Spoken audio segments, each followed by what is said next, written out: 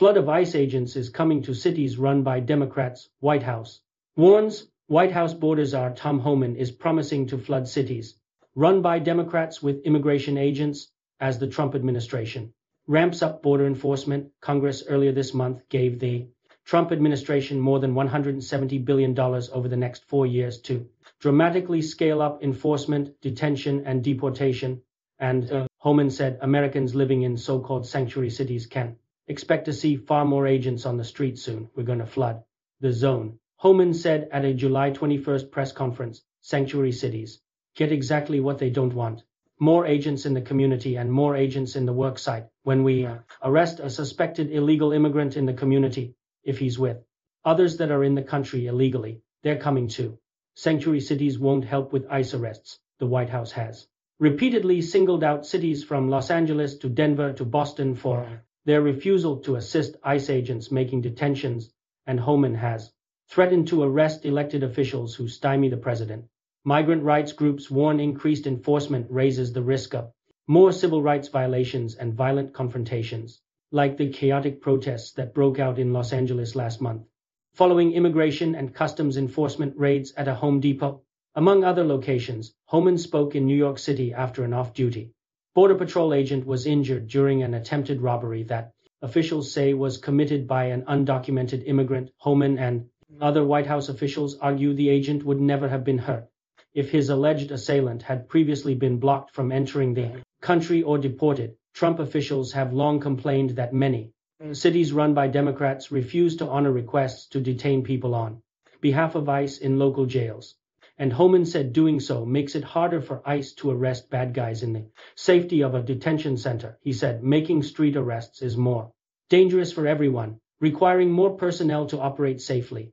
Federal officials say there's been an 800% increase in assaults against immigration agents, although they have declined to release comprehensive data. Last month, Trump deployed the National Guard and Marines to Los Angeles to help protect federal buildings and assist ICE agents in making detentions, a move that temporarily escalated tensions. ICE has conducted immigration enforcement actions around the country, but it's yet to focus a sustained effort in any particular sanctuary city outside of the Los Angeles area. Budget balloons for immigrant arrests and detentions. The federal spending plan, among other things, provides funding for 10,000 new immigration and customs enforcement agents to help carry out Trump's plan to deport 1 million people annually. Trump won the White House after campaigning on a platform that included dramatically stricter immigration enforcement and border controls, and the federal funding plan he signed July 4th provides money to dramatically expand the number of ICE agents on the streets. $45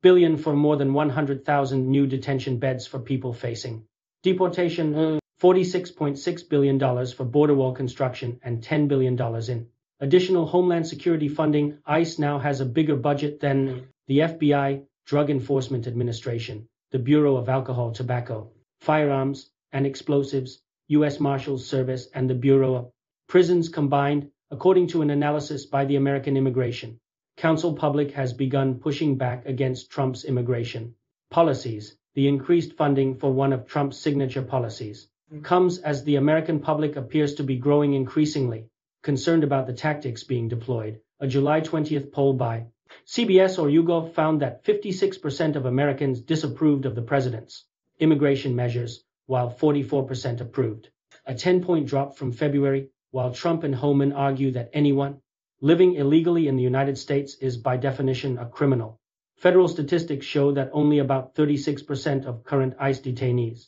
have ever been convicted of a crime, while 31% have pending criminal charges, and the remaining 33% are facing just immigration violations, according to analysis by Austin Kocher, a Syracuse University research assistant professor who tracks ICE data. The nonprofit American Immigration Council criticized the massive funding expansion, which came without any fundamental reform to the nation's immigration process. Many immigrants living in the United States entered under policies that were legal at the time, or have been waiting years for the chance to apply for citizenship.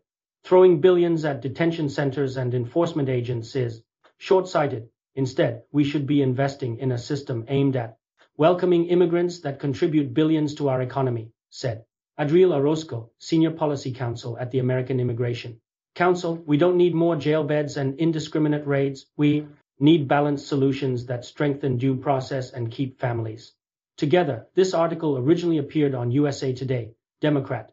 Cities should expect flood of ICE agents. White House.